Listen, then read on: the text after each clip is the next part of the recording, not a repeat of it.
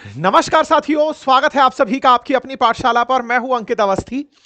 इस समय दुनिया के अंदर कहीं रियल में बिग बॉस अगर चल रहा है, लाइव बिग बॉस अगर चल रहा है, तो वो अमेरिका है। और अमेरिका ने पूरी दुनिया को अपने लिए कैनवास बना लिया है। बढ़िया से ट्रंप इस कैनवास में अपनी बढ़िया एक्टिंग कर रहे हैं, बढ़िया फ्रेम्स में वो अलग अलग तरीके से आ रहे हैं। दो बढ़िया लोगों के बीच में चल रही इस समय उठापटक को पूरा दुनिया मनोरंजन से ज्यादा चिंता के रूप में लेने लगा है। चर्चा है इन महाशय की, जिनके लिए आज दो बड़े अपडेट्स हैं। एक बड़ा अपडेट यह है कि जो इनका one big beautiful bill BBB, ठीक है, ये वन बिग ब्यूटीफुल जो बिल है, अब ये एक्ट बनने की राह पर निकल पड़ा है, क्योंकि सीनेट से इसे पास करा लिया गया है। और सीनेट से पास कराया बहुत ही मार्जिन में। मार्जिन बोले तो इतना कि 50-50 हो गया था। जेडी वेंस अगर ना होते तो शायद ये बिल पास ही ना हुआ पाता। ठीक है साहब।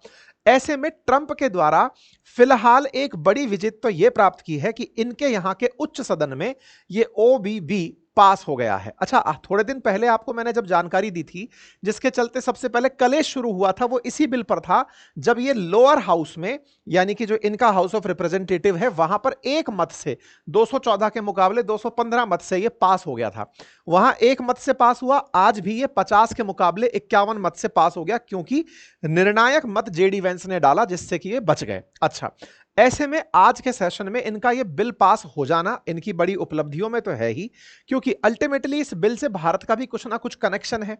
साथ में एक और बड़ी उपलब्धि चल रही है, वो ये है कि एलॉन मस्क नहीं चाहते थे कि ये बिल पास हो, लेकिन ट्रंप इस बिल को पास कराने में कामयाब हो गए हैं।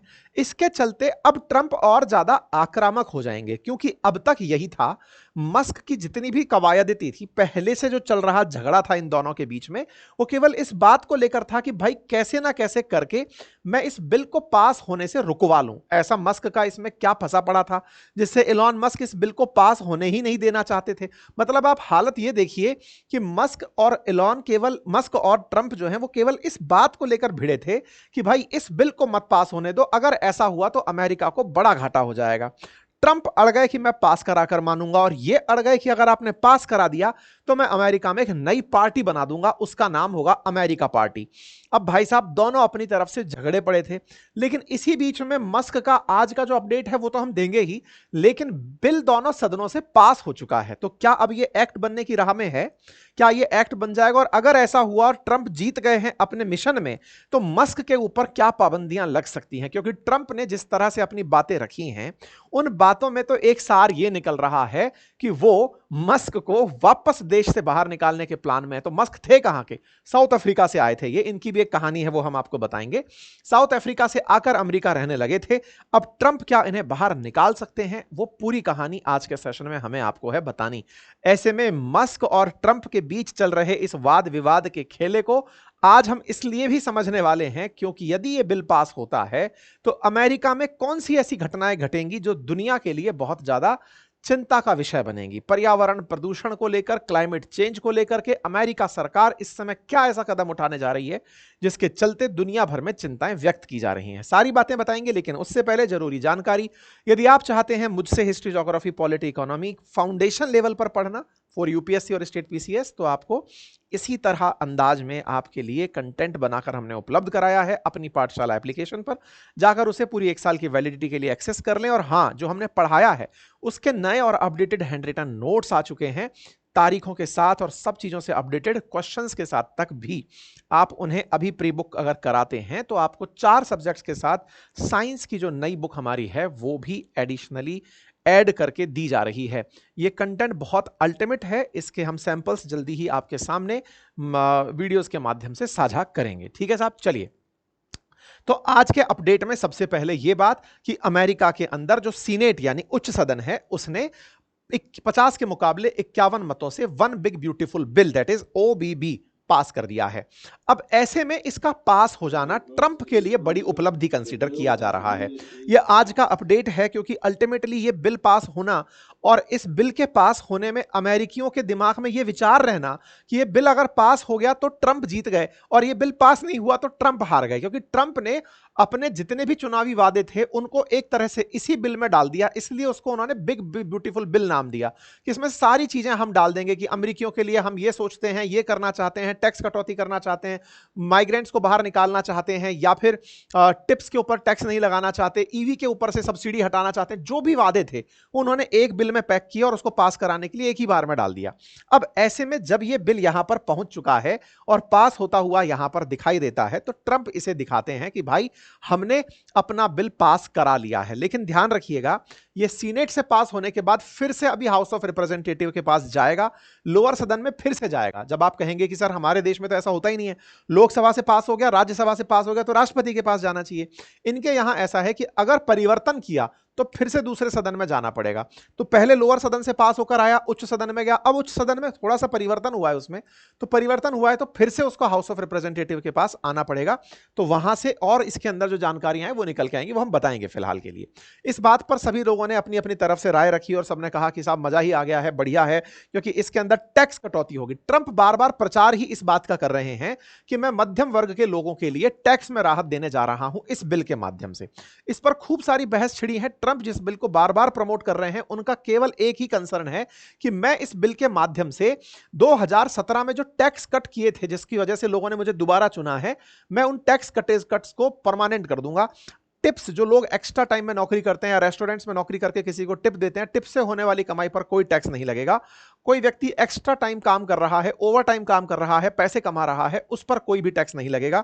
साथ ही साथ में no tax on car interest loan, car के इंटरेस्ट लोन पर कोई भी टैक्स नहीं लगेगा। जो सीनियर्स हैं उनके ऊपर टैक्स रिलीफ मिलेगा। दिखाने के लिए इन्होंने जो चीजें प्रचार में ली हैं वो टैक्स ही टैक्स है, ताकि लोगों को यह लगे कि इन्होंने बहुत तगड़े तरीके से मध्यम वर्ग के लिए काम किया है। लेकिन वास्तविकता में इस बिल में बहुत सी चीजें हैं जिस पर हमने ऑलरेडी डिटेल सेशन किया हुआ है। मैं एक बार के लिए आपको याद दिला दूं कि इसी बिल के अंदर है कि जो भी माइग्रेंट्स हैं अमेरिका में, उनको देश से बाहर निकाला जाएगा। इसी बिल में बताया गया है कि अमेरिका कर्ज लेने की जो सीमा है उसे $4 ट्रिलियन तक ले जाएगा। इसी बिल के अंदर बताया गया है कि जो मेडिकल फैसिलिटीज हैं उन्हें कम कर दिया जाएगा, जिसे मेडिकैड बोलते हैं। इसी बिल में बताया गया है कि लोगों को जो एक तरह से अल्पाहार या आहार की जो हेल्प की जाती है उसे रोक दिया जाएगा। इसी बिल के अंदर सरकारी खर्च बढ़ेंगे इमिग्रेंट्स को बाहर निकालने के लिए, मैक्सिको के ऊपर बॉर्डर बनाने के लिए, मैक्सिको की वॉल को लंबा करने के लिए, सो दैट कभी भविष्य में वहां से इमिग्रेंट्स ना आए और बड़ी संख्या में जो अमेरिका में रह रहे लोग हैं जो कि अवैध रूप से आकर के अमेरिका में सेटल हो गए, उन्हें उनके ओरिजिनल कंट्री भेजा जाएगा। उसके लिए फंड एलोकेशन इसी बिल के माध्यम से होना है। तो ट्रंप ने दुनिया को जो फायदा होगा, यानी अमेरिकियों को जो फायदा होगा वो तो बताया, लेकिन इसमें जो अमेरिका का खर्चा होगा वो नहीं बताया। अमेरिका इस बिल के माध्यम से कर्ज में चला जाएगा। कर्ज में चला जाएगा से मतलब है जैसे अभी अमेरिका अपनी टोटल जीडीपी के 6% कर्ज में चल रहा है। अभी उनके पास $1.7 ट्रिलियन के आसपास का कर्ज है, लगभग हमारा आधी, हमारी टोटल जीडीपी का आधा उनके पास कर्ज है। उनकी जीडीपी का 6% उनके ऊपर कर्ज है। लेकिन आगे चल करके ये इसे $4 ट्रिलियन तक ले जाना चाहते हैं। मस्क बार बार जब डोजी डिपार्टमेंट संभालते थे, डिपार्टमेंट ऑफ गवर्नमेंट एफिशिएंसी, तब ट्रंप से यही कहते थे कि सर सरकार पर खर्चा मत बढ़ाइए, सरकार पर खर्चा बढ़ेगा, इससे लोगों के ऊपर जो आप टैक्स कटौती कर रहे हैं, पहले तो सरकार की कमाई जो टैक्स से होती है आप उसे कम कर रहे हैं, दूसरा सरकार का खर्चा बढ़ा दे रहे हैं, तो कमाई भी घटा रहे हैं और खर्च भी बढ़ा रहे हैं। तो मेरा डिपार्टमेंट ऑफ गवर्नमेंट एफिशिएंसी में रहना बनता नहीं है। यही कहते हुए मस्क ने इनका डोजी डिपार्टमेंट छोड़ दिया था। तीसरा जो सबसे इसमें संवेदनशील बिंदु है, हालांकि उस पर और भी डिटेल में चर्चा होगी, वो है असली कलेश की वजह, और वो ये कि ट्रंप ने इलेक्ट्रिक व्हीकल्स के नाम पर दी जाने वाली जो राहत है या सोलर एनर्जी के नाम पर दी जाने वाली जो राहत है उसे छीनने का कह दिया है। असल में हुआ यह था कि बाइडेन जब 2022 में थे तब उन्होंने अमेरिकियों को इलेक्ट्रिक व्हीकल्स खरीदने पर सब्सिडाइज करने का फैसला लिया था। आज जैसे भारत के अंदर भी दो तरह की स्कीम, एक तरह की स्कीम चलती है, फेम नाम से आपने सुनी हो, जिसके चलते हमारे देश में अगर कोई इलेक्ट्रिक व्हीकल्स या हाइब्रिड व्हीकल्स खरीदता है तो सरकार इंसेंटिवाइज करती है कि हाँ भाई इतनी राहत सरकार आपको देगी, गाड़ी महंगी है तो सस्ते में आपको पड़े तो सब्सिडी दे देंगे आपको 2-3 लाख रुपए की, ताकि आपको गाड़ी सस्ते में पड़े।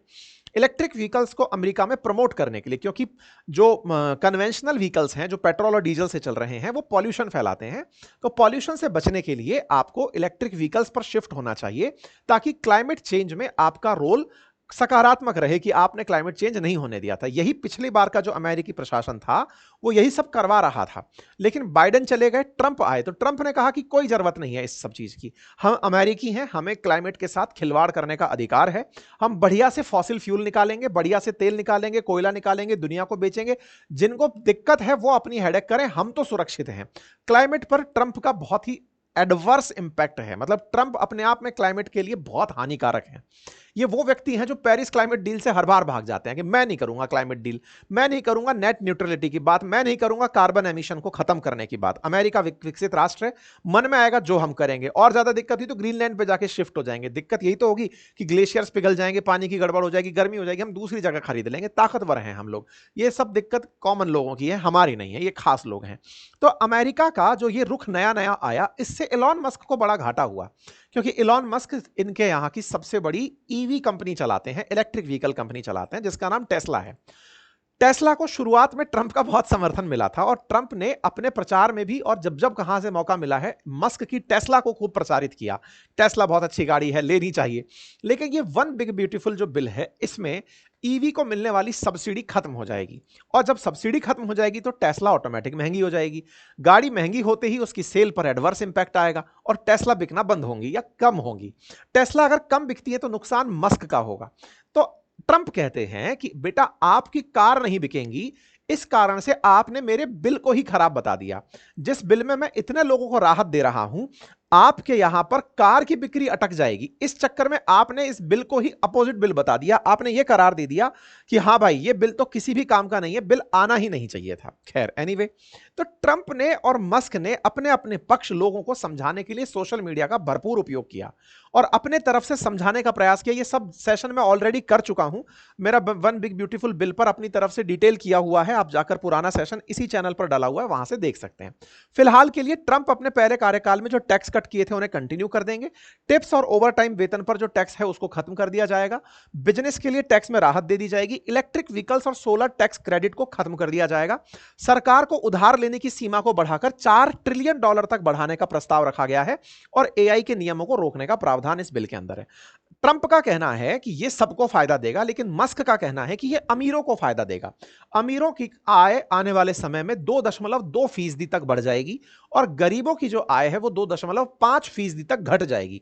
ऐसा कहते हुए यहां पर दिखाया जा रहा है कि इससे फायदा उन लोगों को जरूर होगा जिनके बच्चे हैं, लेकिन गरीबों को नुकसान इसलिए होगा क्योंकि यहां पर आप मेडिकल फैसिलिटीज को खत्म करने जा रहे हैं। इनका मानना है, ट्रंप का मानना है, ट्रंप के समर्थकों का मानना है कि जो अमेरिका के अंदर मेडिकल फैसिलिटीज दी जाती हैं वो ज्यादातर उपयोग में ली जा रही हैं जो इलीगल इमिग्रेंट्स इंडिया मतलब उसके अंदर घुस गए हैं, अवैध प्रवासी जो आ गए हैं। बोले वो हमारे यहाँ की मेडिकल फैसिलिटीज का, हमारे यहाँ पे बच रहे जो पोषण वगैरह का जो काम चल रहा है, बांटने का जो साल्ट जो नियम चल रहा है, उसका फायदा उठाते हैं। इसके चलते ट्रंप ने उस काम को ही रोकने का नियम लिया है कि भाई हम मेडिकल फैसिलिटीज पर खर्चा कम करेंगे। अब ऐसे में खर्चा कम होगा तो खर्चा बढ़ेगा किसका? जो गरीब आदमी है वो अगर मेडिकल सुविधाओं को लाभ लेने निकलेगा तो उसकी जेब से ज्यादा पैसा खर्चना पड़ेगा, और एक गरीब व्यक्ति किसी भी देश में हो उसकी सबसे बड़ी खर्चे में मेडिकल के बिल बहुत मायने रखते हैं। अगर मेडिकल खर्च बढ़ा है तो लोग अपनी जमीन तक गिरवी रख करके मेडिकल पर खर्च कर रहे होते हैं। तो एक कैलकुलेशन है कि यहां पे गरीबों को 2.5% कुल कमी दिखाई देगी अपनी कमाई के अंदर, क्योंकि वो कहीं ना कहीं हेल्थ पर खर्च करने बढ़ेंगे, उनकी जरूरी सुविधाओं पर खर्च करने बढ़ेंगे।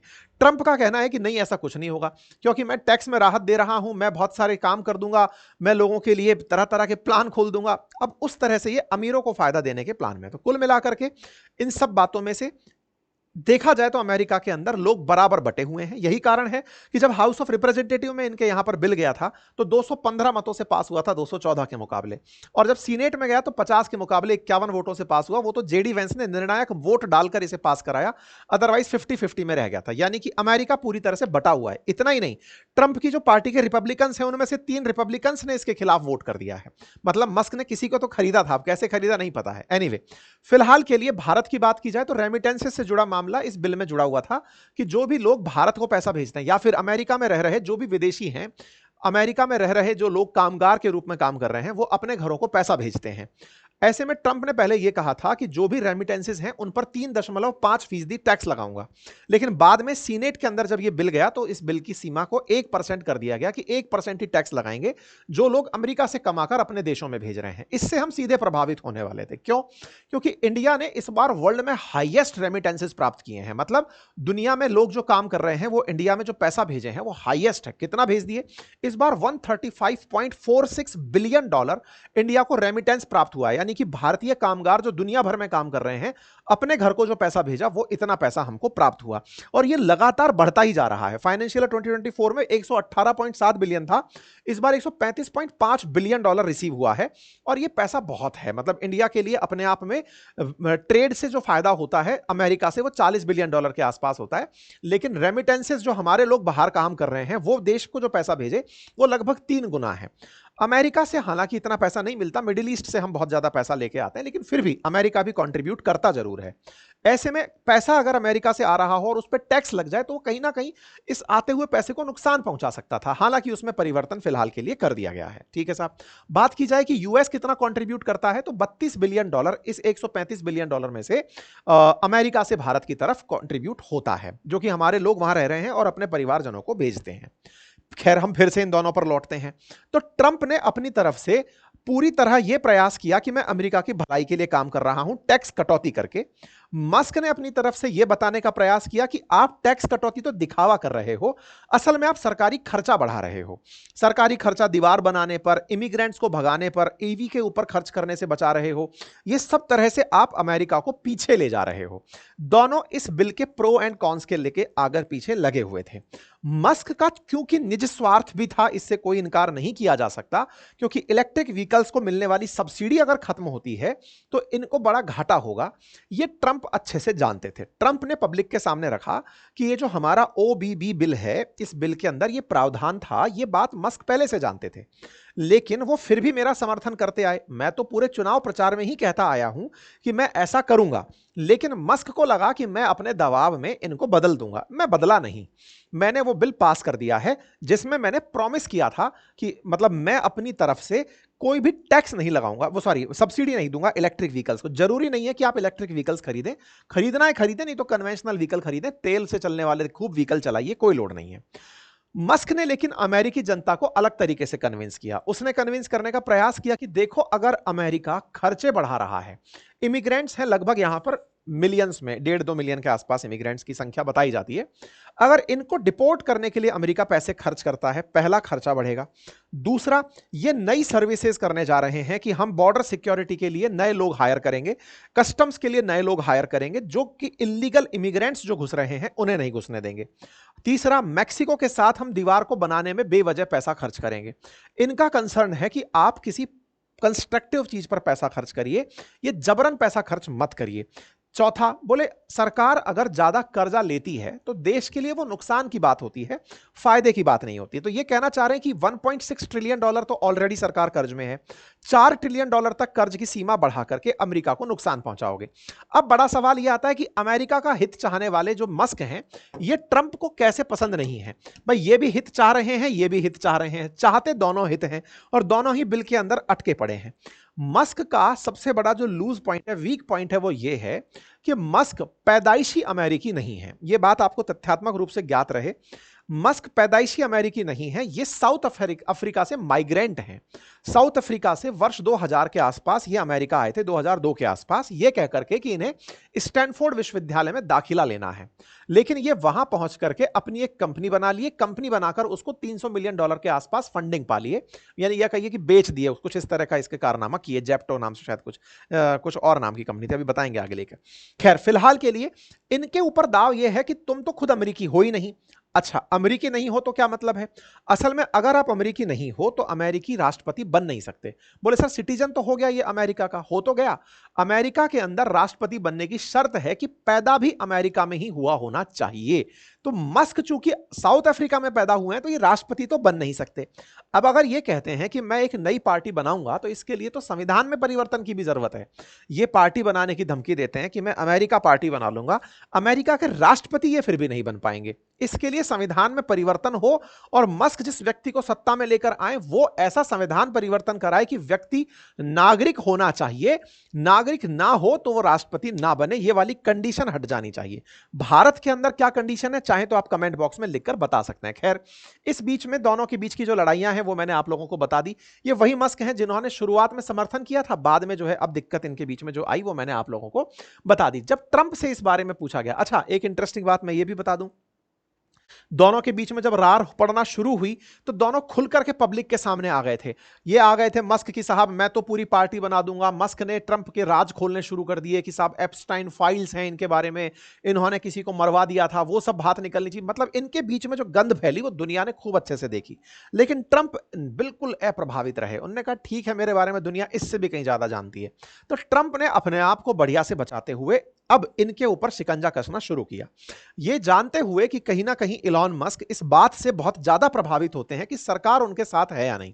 अच्छा, मैं इसमें एक जानकारी आप लोगों को देना चाहूंगा कि असल में जो मस्क है ना वो पलट तो गए थे बीच में। ये पूरी कहानी हमने पहले भी बताई हुई है इसलिए मैं ज्यादा समय नहीं दे रहा हूं इस पे, क्योंकि मस्क ने बीच में ही कह दिया था कि मेरे को रिग्रेट है इस बात का कि मैं प्रेसिडेंट ट्रंप के खिलाफ ज्यादा चला गया था, क्योंकि बीच में चाइना को लेकर के एग्रीमेंट हो गया था। मस्क ने कहीं ना कहीं चीन के साथ डील कराने में ट्रंप को प्रभावित किया था। चीन की डील के साथ में दोनों मामला सेटल भी हो गया था। पिछले सेशन में मैं ये बता चुका हूं, आप अंकित इंस्पायर इंडिया पर जाकर देख सकते हैं, है ना।